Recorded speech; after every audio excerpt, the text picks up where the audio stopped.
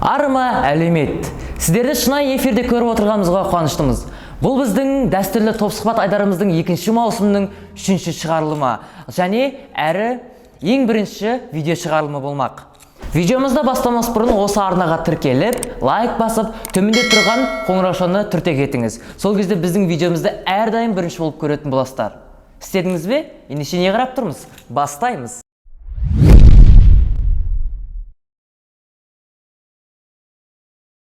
Бүгінгі біздің қонағымыз нөмір 1 Алматы Қазақ мемлекеттік гуманитарлық педагогтық колледжінің 2-ші курс студенті, болашақ шетел тілі пәнінің мұғалімі, колледждік өзін-өзі басқару ұйымының мүшесі, футболшы, Тоғызқұмалақты. Былайша айтқанда біздің колледждің көшбасшысы АЗАМАТ ТеРСЫНАН. Ал қош келдің біздің айдарымызға. Алдымен өзіңнен бастасаң, қай аймақтың тумасысың? Қош келдік. Бүгінгі ТОП-СеХБАТ айдарына келгеніме қуаныштымын. Және ТОП-СеХБАТ айдарына келем деген ой мүлде болмаған. Ал енді өзім туралы бастасам, мен Алматы облысы Ұйғыр ауданы Ақтам ауылы деген жерде дүниеге келгенмін. Ең алғаш мектепке қадамымды 2009 жылы бастап, 2018 жылы 9-шы класты аяқтап, қазіргі оқып жатқан жерім нөмір 1 Алматы Қазақ мемлекеттік гуманитарлық педагогтық колледжіне 1-ші курс студенті болып түстім. Өте қуаныштымыз. Біздің колледждегі жасалған жағдайлар саған қаншалықты ұнайды? Жалпы қаншалықты қолжетімді деп ойлайсың? Біздің колледжде барлық жағдай жасалған деп ойлай аламын. Яғни оқимын деген әрбір азаматқа біздің колледжде көптеген жағдайлар жасалған. Мысалға алатын болсақ, әртүрлі үйірмелер және де ағылшыннан әртүрлі курстар бар және де біздің колледжде жақында ғана жаңа корпусымыз ашылды. Сол жаңа корпусымызда көптеген жағдайлар жасалған. Мысалы, әрбір жерде өзіңнің демалатын орындарың бар, жеке орындарың бар және асханалар бар. Ал екінші айтатын жер, ол бізде жақында жатақхана ашылады. Сол өкімет тарапынан бізге көптеген қолдаулар көрсетіліп жатыр. Және де мен осы нөмір 1 Алматы Қазақ педагогтық колледжде оқығаныма өте қатты қуаныштымын. Бәрекелді. Ендеше бұл ередің баласы бірін-бірі батыр дейді. Жалпы сен колледжде, өмірде, спортта кімді үлгі тұтасың? Кумирің кім?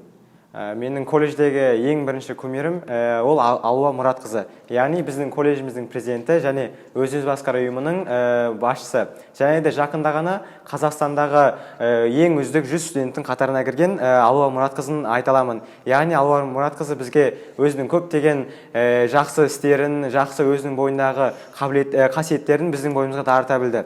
Яғни мен колледждегі ең бірінші кумирімді Алуа Мұратқызы деп айта аламын. Ал өмірдегі менің кумирім ол өзімнің ата-анам деп есептей аламын.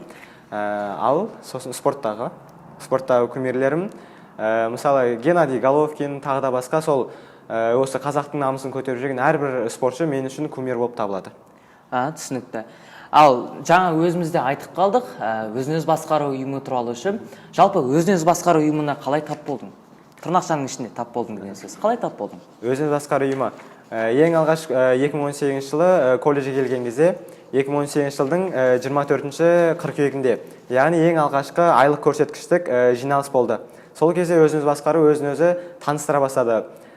Мен сол кезде Алуа Мұратқызын көрдім. Содан кейін менің ойыма бірден бір мақсат келді. Яғни мен осы өзін-өзі басқару ұйымына қайтсем де кіремін деген. Сосын бір күні үйде отырдым, сөйтіп ВК парақшасына кірдім. Сол ВК парақшасында отырған кезде Алуа Мұратқызы бір запись қалдырған екен. Ол жерде біз өзін-өзі басқару ұйымына ұлдарды қабылдаймыз деп. Сосын мен плюс қойыңыздар деді. Сосын мен плюс қойдым. Содан кейін өзіміз арғай сізге біз өзіміз жауабымызды береміз деді. Сөйтіп нөмірімді қалдырдым. Сөйтіп 1-2 күнде Алуа Мұратқызы маған жауап жаза бастады. Сіз өзін басқару ұйымына қабылдандыңыз, құттықтаймын деді. Сол кезде бастап мен өзін басқару ұйымына кіріп, қазіргі кезге дейін әлі жұмыс істеп келе жатырмын. Жалпы біраз еріктілік туралы, кумирлік туралы әңгіме айттың. Ал енді өзің игеріп жатқан мамандығың мен біліктілігің туралы бастасаң. Менің қазіргі оқып жатқан мамандығым негізгі орта білімі бар, шетел тілі мұғалімі, яғни ағылшын мұғалімі. Осы ағылшын мұғаліміне түскеніме мен ешқашан өкінбеймін. Және де осы ағылшын мұғалімін игеріп көптеген жерлерде жұмыс істегім келеді. Мысалы, басқа мемлекеттерге шығып өзімнің өзімнің басқа мемлекеттерге саяхаттағым келеді. Яғни сол кезде саяхаттаған кезде басқа мемлекеттерде қысылмай, еркін, басқа адамдармен еркін араласу үшін осы ағылшын тілі өте қатты қажет деп ойлаймын. Және де қазір Қазақстанға өте көп қажетті мамандықтардың бірі осы ағылшын тілі мұғалімі деп есептеймін. Иә, екеуміздің мамандығымызда бір екенін бұл жерде айта кету қажет. Жалпы бұл мамандық туралы айтар нәрсе көп, ол үшін бұл мамандықты көру керек, былайша айтқанда. Шыны керек, колледжде болашақ педагог екенін білсе де, біраз эстетикалық қырларын түземейтін, өзің педагог екенін әлі күнге дейін сезінбейтін, сезбейтін, түсінбейтін, көп тәртіп бұзатын студенттер баршылық. Жалпы, тіпті мен оларды өздері тәртіпке бағынбай, ал сырттағы жастарға барып колледжде негативті тұрғыдан көрсететіндеріне жалпы таң қаламын. Сенің оларға деген студент ретіндегі, белсенді студент ретіндегі көзқарасың қалай? Менің ойымша, ондай студенттерге көзқарасым өте нашар, яғни олардың осы педагогик колледжде оқып жатқанын білмегені өте өкінішті деп есептеймін. Өйткені біздің педагогикалық колледж ол жерде тек қана педагогтар дайындайды, яғни болашақ мұғалімдер. Егер болашақ мұғалім өзінің бойында жаман қасиеттер болса, ол кейін өзінің оқушыларына қандай тәрбие бере алады деп ойлаймын. Ол үшін ол студенттерге арнайы іс-шаралар қолдану керек, егер сондай негативті жақтарын көрсетіп жатса. Және де оларға байланысты әртүрлі іс-шараларға, және де олардың сол негативті ойдан бас тарту үшін оларға колледжде әртүрлі іс-шараларға қатыстыру керек. Сол арқылы олардың негативті ойларын, жаман қасиеттерін солай жоюымызға болады деп есептеймін. Дұрыс есептейсіз? Жоқ, жалпы ойың өте дұрыс. Бұл сұхбатты естіген біздің көптеген білім алушыларымыз өздерінің біраз қырларын өзгертеді деген үміттеміз. Жалпы колледжге келгенде менің ең алғашқы сабағым ол Дастан Қуанышұлының Қазақстан тарихы сабағы болды. Және оның өзіне Талғардың жол кестесіне байланысты кешігіп кірген болатын. Ал сенің есіңде ме, ең алғашқы сабағың қалай болды? Иә, менің де ең алғашқы сабағым сол екінші қыркүйек күні сабаққа келемін. Сол кезде ең бірінші бізде ағылшын тілі болды. Яғни ол кезде өзіміздің кураторымыз Күнтубай Арайлым Абзалқызы кіріп отырған болатын. Ол кезде ең алғаш таныстығымыз жүрді, солай сосын бізге айтты, өздеріңді сендер ағылшынша таныстырыңдар деді. Біз ауылдан келген баламыз, ағылшынша онша қатты білмейміз. Ең артында отырған, сөйтіп алдындағы қыздар өздерін таныстырып атты. Сөйтіп сол қыздарға қарап өзіме не құрап алдым, сөйлемдер құрап алдым. Қыздарын ұрлап, сол арқылы өзімді таныстырып, сол кезде әлі есімнен кетпейді, яғни сол кездегі ең алғаш таныстығым есімнен кетпейді әлі сабақтағы. Түсінікті. Бізде басында солай болған негізі. Не акцент жоқ, не сөйлем пафосы жоқ. Ағылшынша әйтеуір бір сөз құрастырған болатын, шыны керек. Ең алғашқы сабақты болғанда ең алғашқы шет тіл сабағы болатын. Әлшер ағаймен бізге Әсел апай кірген болатын. Сол кезде құрастырып, не акцент жоқ, әйтеуір қалай сөйлегенім сол кезде білмеймін, шыны керек. Онда жағдай бәріне болған шығар. 2018 жылдың жаз айында болатын, жалпышы. ВК парақшасына кіріп қалам. Сол кезде ауыспал мағынада сен жылтың етіп жүрдің, шыны керек. Мен сенімді түрде айта аламын, сенің белсенділігің сол кезден бастап алды деп. Жалпы әлеуметтік желі арқылы сен сол кезде өзіңнің белсенділігіңді таныта алдың. Сол кезде біз Азамат ТеРСЫНАН деген баланың оқуға түскен сияқты ғой деп ойлаған болатынбыз. Ал енді сол сұрақ саған. Сол кездегі колледждегі ең алғашқы адым басқан Азамат пен қазір бір жылдан аса уақыт колледжде білім алып жатқан Азаматтың арасында қандай айырмашылық, қандай өзгеріс бар? Соны айтсам. Ең алғаш колледжге келгенде Азамат, ол яғни ең алғаш колледжге келгенде Азамат мектеп қабырғасында өзінің өмірін әлі ұмытпаған, сол кезде адаптацияға түсіп, яғни өзінің көптеген қырларын әлі аша алмаған Азамат елестетемін. Яғни өзінің көптеген мысалы футбол ойнайтынымды және Тоғызқұмалақты ойнайтын кездерімді және әртүрлі сабақтардан кейде қиналып отырған кездерімде де сол ең алғаш келгендегі Азамат болады. Және Азамат ол кезде әртүрлі іс-шараларға да қатыса алмай, ұялып жүрген, яғни ашыла алмаған. Ал қазіргі Азамат ол яғни бір жылдық өзінің тәжірибесі бар, толыққанды бір колледждің студентімін деген Азамат елестетемін. Яғни қазір адаптациядан өткен өзінің бір жолы бар Азамат деп есептеймін.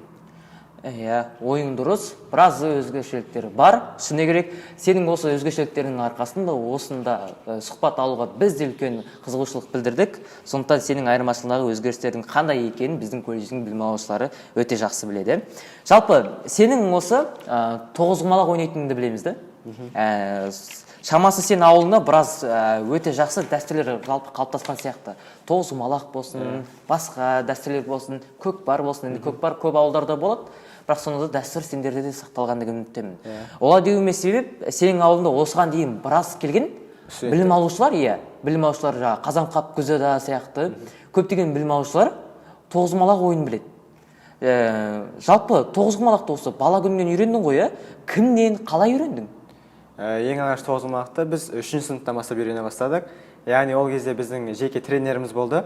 Сол тренер арқылы біз тоғызқұмалақ үйірмесіне қатыстық. Сол кезде біз тоғызқұмалақ үйірмесін практикалық және теория түрінде де, екі түрде де өттік. Яғни жаңағы атап өткендей Қазанқап Гүлзада бәріміз бір командада ойнаған болатынбыз. Яғни сол кезден бастап, 3-ші класстан бастап тоғызқұмалаққа деген қызығушылығымызды өзіміздің Ташкенбай деген ағайымыз болатын. Сол ағайымыздың арқасында осы тоғызқұмалақ үйірмесіне қатысып, тоғызқұмалақты үйреніп, қазіргі таңда да әлі ойнап келе жатырмыз. Сол тоғызқұмалақ үйірмесінің арқасында қазір колледждік тоғызқұмалақ жарыстарда және де қалалық турнирлерде тоғызқұмалақтан әртүрлі орындарды алып келіп жатырмыз. Және де осы тоғызқұмалаққа қатысқан, тоғызқұмалақты үйреткен ағайымызға үлкен рахметімді айтамын. Біздің колледжде осыдан тоғызқұмалақ жарыстары болып жатыр ғой? Біздің тоғызқұмалақ жарыстары болып жатыр. Ол тоғызқұмалақ жарыстарын қазір бізде колледжімізде Айдын ағайымыз сол колледждік тоғызқұмалақ жарыстарды ұйымдастырып, бізді жарыстарға шығарып жатыр. Сонымен қатар Жасалған жастар қанаты да ұйымдастырған болатын, Сәкенова Талғын Шолпан ұйымдастырған болатын, өзі бастаушы болған болатын. Жалпы діни біліммен осыған қарап, ауылдарында салт дәстүрдің сіңіргеніне байланысты діни біліммен де тәрбиені алғансың. Әрине ол барлығында бар болады, бірақ сенде толыққанда бар деп айтуға негіз бар. Араб тілін білесің, солай ма? Қатты емес, сен кішкене білеміз. Жалпы бірінші курста тоғызқұмалақшы болып, біраз алғыс хаттарды иелендің, жаңа өзің айтпақшы. Қазір колледжде футбол үйірмесі ашылып, футболшы болып кеттің. Тоғызқұмалақшыдан футболшыға айналдың, Жалпы колледждің футбол үйірмесі осы уақытқа дейін де бірнеше қалалық орындарды иеленді. Енді сол үйірме туралы айтып берсең, өзің қатысатын футбол үйірмесі туралы. Бізде футбол үйірмесі қазіргі таңда колледжіміз жақсы дамып келе жатыр. Яғни біз былтыр ең алғаш бірінші курс болып түскен кезде 5-6 бала ғана бір команда болып ойнап жүрдік. Сол кезде де көптеген жетістіктерге жетіп жүрдік. Содан кейін бізге Дәурен ағайымыз келген соң өзіміз бір жеке команда құра бастадық. Ал сосын биыл 2019 жылы бізге бірінші курстар келді. Сол бірінші курстар арқылы араларынан таңдап ең мықты деген футболшыларды алып, жаңадан бір құрам дайындадық. Ол футбол құрамасында 15 студент бар. Яғни сол 15 студент әр үшінші күні біз сағат кешкі 5-те футбол үйірмесіне қатысамыз. Сол футбол үйірмесінде жаттығып өзімізге көптеген тәжірибені жинақтап алып жатырмыз. Және де біз жақында болатын жарыстарға сол футбол үйірмесі арқылы дайындалып жатырмыз. Тек қана ұлдар ғана жоқ қой, ол жерде қыздар да бар. Ол жерде қыздардың да үйірмесі бар. Түсінікті. Қыздар мен ұлдар арасында футбол үйірмесі бар. Жалпы тоғызқұмалақ дедік, жаңа футбол дедік. Енді бұдан басқа хоббиің бар? Мысалы, киберспорттан дегендей. Басқа хоббиларым осы киберспортпен, яғни интернет желісіндегі көптеген ойындарды ойнаймыз. Олаған арасында, яғни қол босаған кезде сол ойындарды ойнап тұрамыз. Содан кейін сол арасында қызығушылықтар болады, яғни кітап оқуға деген, сол кітап оқып, және де басқа да хоббиларым бар, яғни көбінесе осы кітап оқумен жаңа киберспорт. Киберспорттан атап айтатын болсақ, көбінесе киберфутбол. Киберфутбол, FIFA. Жақсы. Ал ережесіз жекпе-жектен үшін, мысалы, UFC дегенде? Ережесіз жекпе-жек, ол UFC-ге онша қатты қызықпаймын. Яғни мен ол ойынды дұрыс ойнай алмаймын. Мен тек қана сол FIFA ойынына көп қызығушылық арттырамын. Түсінікті. Бұл оқу орны аяқталған соң оқуыңды қандай оқу орнында жалғастырмақсың, қандай мамандықта жалғастырмақсың, армандаған, алдыңа қойған бір мақсатың бар ма? Бар. Мен осы колледж бітірген соң колледж біткен қандай универге түсетінін әлі ойластырған жоқпын, яғни ол әлі ойластыру үстінде. Менің осы колледжден кейін басқа мамандыққа түсуім мүмкін журналистика деп есептеп отырмын. Яғни өзіме осы журналистика саласы өте қатты ұнайды. Сол арқылы осы журналистика мен сол ағылшын тілін бірге меңгеріп, басқа мемлекеттерге шығып, сол жақта өзім журналистик жұмысымен жұмыс істегім келеді. Яғни басқа мемлекеттерге, шетелдерде шығып, сол шетелдегі адамдардан сұхбат алып, сұхбат алып, сол Қазақстандағы адамдарға көрсетіп, солай өзімнің журналистика саласында да өзімнің осы Қазақстанға үлесімді қосқым келеді. Ой, жарайсың. Енді ағылшын тілі болған соң, оған теориямен қатар, практикада қатар жүреді. Оқушыларға немесе группаластарыңа сабақ беріп көрдің осы ағылшын тілінен. Қаншалықты қиын екен, назар аударта білу, тыңдата білу, орындата білу дегендей. Мүмкін тәрбие сағатын өткен шығарсың сабақтан бұрын? Мен өзім группаластарыма өтіп көрмеппін, ал ауылда класстастарыма өтіп көргенмін. Яғни ауылға барған кезде сол өзіміздің ағылшын тілін беретін ағай мені тұрғызып, сен мұғалім боласың деді. Сөйтіп мен мұғалім болып, өзімнің класстастарыма сол ағылшын тілінен сабақ бердім. Бірақ ол кезде олардың көңілін аударту өте қиын болды. Яғни бізге өзімізге назар аударту өте қиын болды. Өйткені біз ең алғаш бірінші курста сол ауылға барған кезде, сол бірінші курс кезімде оларға сабақ бере бастадым. Бірақ енді ол кезде сабақ бергенде өте қиынырақ болды. Өзімде қобалжу үстінде болдым. Ал ендігі жолда біз енді практикаға шығамыз. Сол практикада өзімнің осы сабағымды жақсы қобалжымай бере аламын деген ойдамын. Түсінікті. Яғни мысалы мектепте мынандай жағдайлар болады ғой. Мынандай мерекелер бар, 8 наурыз немесе мұғалімдер күні, сол кездерде сабақ беріп көрдің, Иә, сабақ бердім.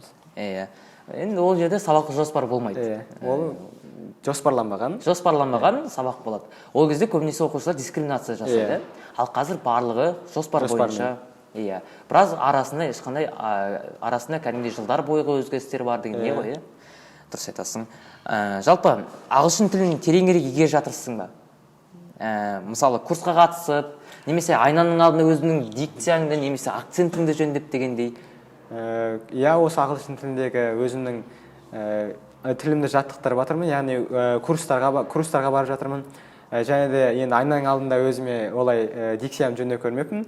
Бірақ көптеген апайлар бізге сол дикцияларыңды жөндеңдер деген өздерінің ойларын қалдырады. Ол келешекте жоспарда бар, өзімнің дикциямды дұрыстап жоспарлау, дұрыстап қалпына келтіру. Және де осы ағылшын тілін одан ары жетілдіріп, курстарға қатысып, ағылшын тілін жетік меңгеріп, осы колледжде жақсы бағаға бітіріп, сол өзімнің қалаған мамандығымда жұмыс істегім келеді ағылшын тілінде. Жарайсың. Енді мынандай бір еркін сұрақ қойсам өзіңе, еркіндеу сұрақ. Қай футбол клубына жанкүйерсің? Мен бала күнінен Барселона командасына жанкүйермін.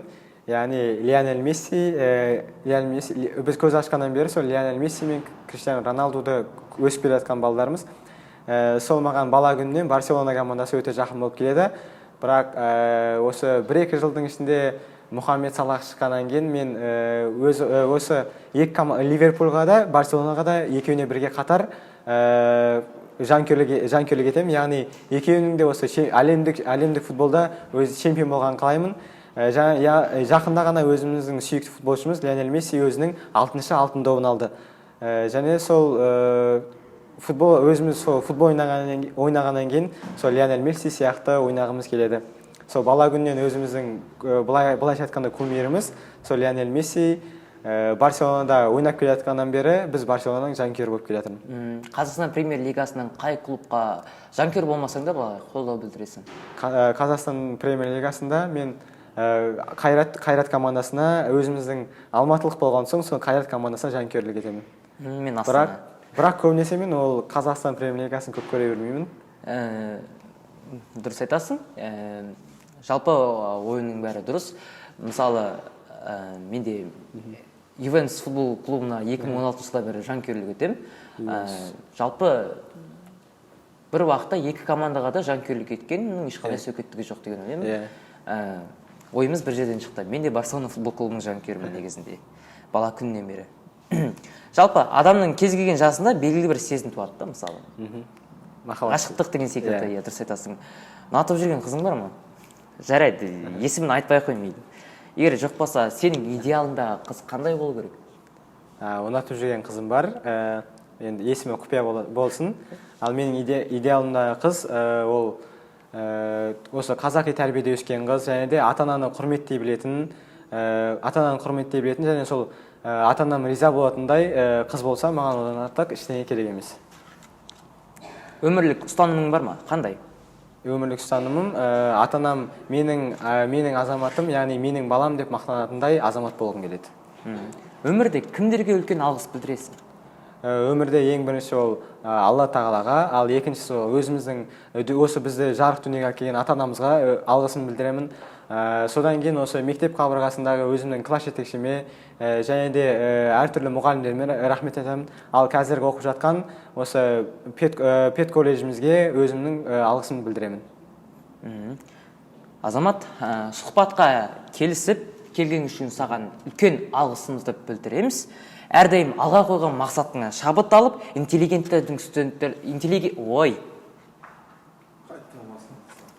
сұхбатқа келісіп келген үшін саған үлкен алғысымызды білдіреміз. Осындай әрдайым алға қойған мақсатыңнан шабыт танып жүріп, интеллигентті студенттердің біріне айналғайсың. Сенен үлкен үміт күтеміз. Тағы да саған көп-көп рахмет. Саған да рахмет бүгінгі топ-сұхбат айдарына шақырғаныңа. Осымен біздің топ-сұхбат айдарымыз тәмам. Ұзын жазулы посттан 10 беттік сурет постқа айналып, ақыр соңында бар қарқынымызбен сіздерге видео ретінде ұсынып отырмыз. Бізді қолдау үшін лайк басып, пікір қалдыра кетіңіз. Сіздермен болған біздің қонағымыз Тұрсынхан Азамат және мен жүргізуші Бейсенбек Орынтай. Келесі кездескенше айымыз аман, күніміз нұрлы болғай.